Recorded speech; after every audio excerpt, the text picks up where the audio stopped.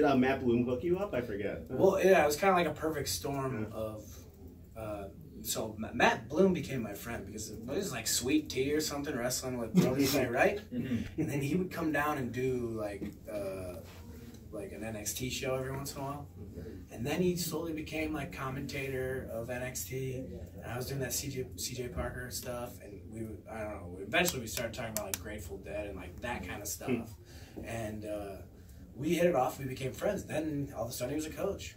I was like, oh, this guy's a coach, but we already had that relationship. And then he became the head coach.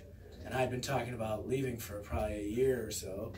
And then when he had always said, well, if you ever do, you could wrestle, or I could try to get you a look for New Japan. And I would always say, Jesus, get out of here. Me wrestled in New Japan? Because I didn't really, to be honest, at that point, I really didn't, I knew a little bit about it, but I didn't know what to expect. I thought everybody was like Minoru Suzuki versus Yuji Nagata, and I was like, that's not my kind of wrestling.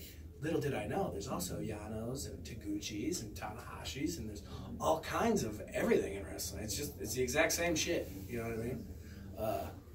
But then sorry, I'm rambling, then the WrestleMania here happened, and I was doing WrestleMania Access, and I was out there wrestling, and they were inducting Fujinami into the Hall of Fame, so Tiger Hattori, Sugabayashi, and a few other people were there, and I had already quit. Everybody knew I had quit.